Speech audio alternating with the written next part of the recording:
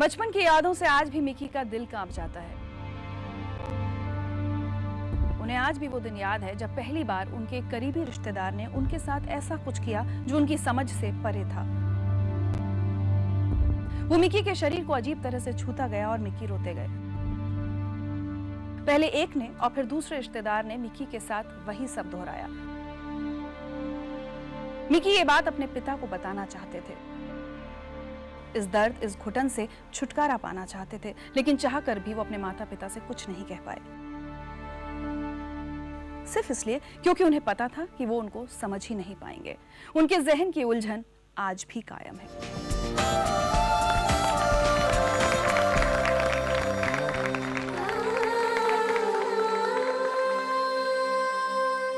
Mickey, मुझे सबसे पहले अपने बचपन के बारे में कुछ बताइए। क्या उम्र थी आपकी जब आप सेक्सुअल अब्यूज़ का शिकार हुए? जी, मेरी उम्र थी करीबन 10 से 11 साल और ये फैमिली के बीच में ही हुआ था। मुझे सबसे पहले मेरे कज़न ने सेक्सुअली अब्यूज़ किया। उसके सेक्सुअल प्लेजर्स के लिए उसने मुझे शिकार बनाया और आई वॉज़ वेरी डिस्टर्ब। मैं बहुत डिस्टर्ब हो गया था उस वक्त, क्योंकि 8 से 10 साल की उम्र में आपको कुछ पता नहीं चलता। You are still a baby और बच्चे होने के नाते मैं सहता गया और मैंने उसके साथ वो रिश्ते कायम रखे। होमोसेक्सुअलिटी की अगर बात करें तो बचपन से आपको लड़कियों की तरह तैयार होना बहुत पसंद था। In fact I use to cry in front of my dad कि मुझे वैसे लड़कियों के जैसे बड़े बड़े हील्स चाहिए, मुझे लड़कियों के जैसे ड्रेसअप होना अच्छा लगता है। लेकिन उस वक्त क्या कि मम्मी पापा ने उस वक्त ज़्यादा सीरियसली नहीं लिया। उन्होंने कहा ये एक फ़ेज़ है मेरी लाइफ का और ये फ़ेज़ जैसे ही मैं बड़ा होते जाऊँगा ये फ़ेज़ डिलीट होते जाएगा मेरी लाइफ से। I would just not think about it, but ऐसा हुआ नहीं। बहुत कंफ्यूजन था मन में, परेशान थे आप कि क्या हो रहा है मेरे साथ? जी हाँ, बहुत परेशान था मैं। In fact I use to stand in front of the mirror and ask myself the same kind of question that is this true, whatever I am doing, ये क्या सही बात है? बट जैसे जैसे मैं बड़ा होते गया, जैसे जैसे मुझे पता चलते गया कि I am different and I have to live like this, तब मैं ये बात से एडजस्ट होते गया।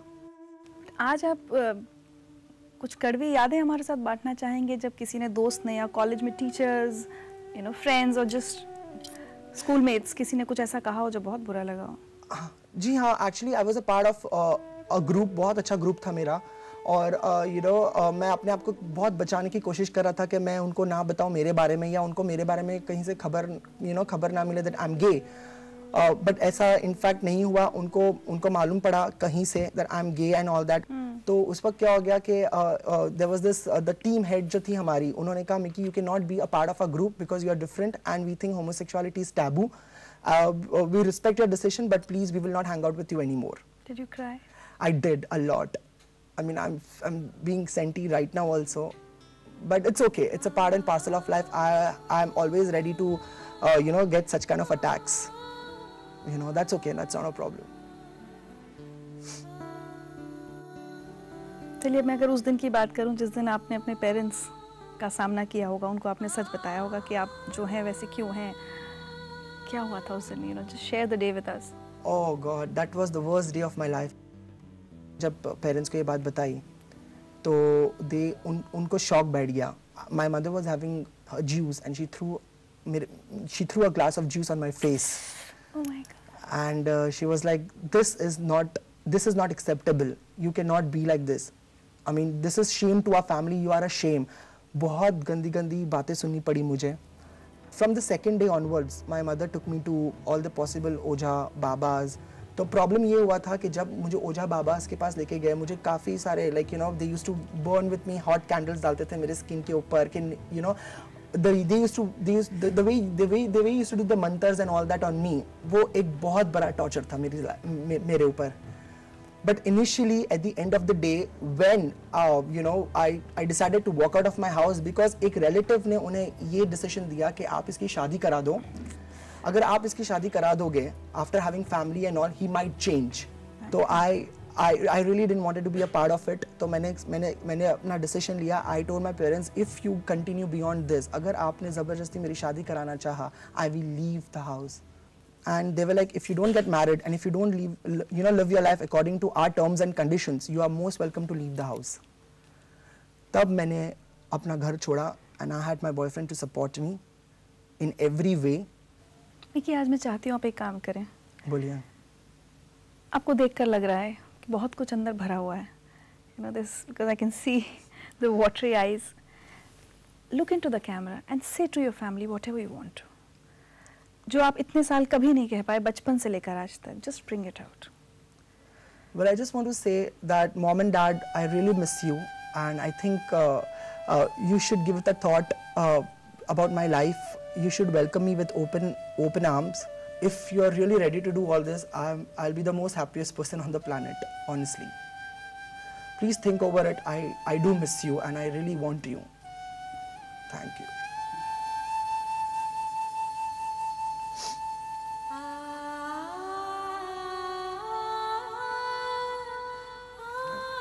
Are you lonely at times? Yes, I am. Very, very lonely at times. I feel,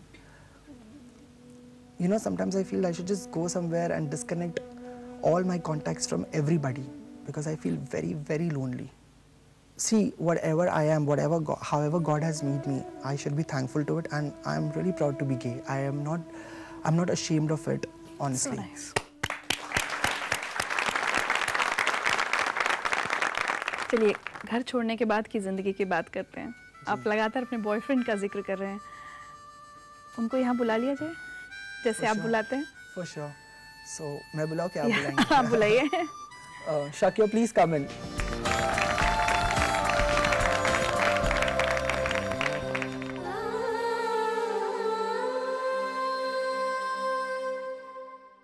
Shakya, कब से जानते हैं आप मिकी को? It's been 6 years ना, 6 साल हो गए. कैसे मिले थे आप लोग, कुछ शेयर करें. We met at one of the gay parties in Mumbai. और तब से it took a time, but couple of years later we thought we are made for each other. So उसके बाद में हम लोग we fell into love and we got into relationship. और last 3 साल से हम लोग साथ में रह रहे हैं.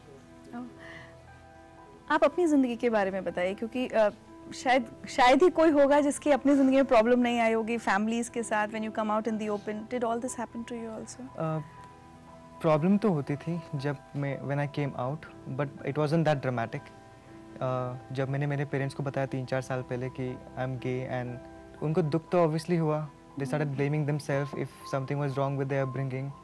बट जब मैंने उनको समझाया कि this is nothing to do with you, it's about me the way I am born, they were not completely convinced. Obviously उन्होंने मेरे साइकियाट्रिस्ट को लेके गए, फिर डॉक्टर्स के पास लेके गए.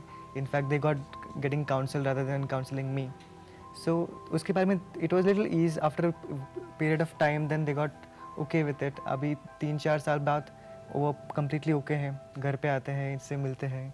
लोगों को कोई शादीशुदा कपल होता है, एक आदमी और औरत, तो लोग नहीं पूछते कि आप लोग कैसे रहते हैं. But how is it like living together, understanding?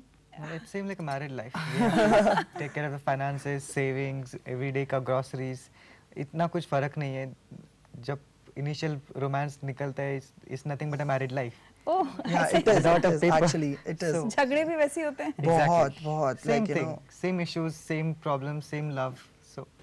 But I hope you both will also understand. क्या होता है जब अभी भी homosexuality जितना बड़ा टैबू है, लोग आपकी जिंदगी के बारे में ज्यादा जानते नहीं है, जानना भी नहीं चाहते. जब हमने रेंट पे अपार्टमेंट लिया, हमने एक छोटी सी सोसाइटी में लिया जहाँ पे लोगों के माइंडसेट्स बहुत नैरो थे, बहुत ही नैरो थे. उन्हें हमारे डॉग से प्रॉब्लम थी, उन्हें हमसे प्रॉब्लम्स थी, उन्हें मेरे ड्रेसिंग सेंस से प्रॉब्लम थी, उन्हें मेरे फ्रेंड्स घर पे आते थे उनसे प्रॉब्लम थी फॉर पार्टिंग व्हाटएवर. तो 1 year we were living in that society and it was like a hell. क्या हुआ था? Share a little more with us.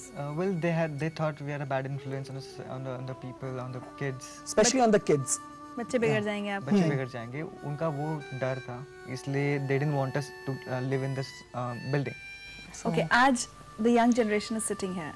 Yeah. I want you to say something to them. अगर कुछ आपका अपना जो दर्द है, परेशानियां हैं, एक मैसेज इन सब के लिए. If you have a brother who's homosexual, please accept him the way he is. If you have a sister who's a lesbian, support her, go with her, go for her. Because your support and your caringness will definitely matter to them. We're really thankful that you both came. Thanks for having And us. जिंदगी life की तरफ से एक छोटे तोहफे हैं आप लोगों के लिए.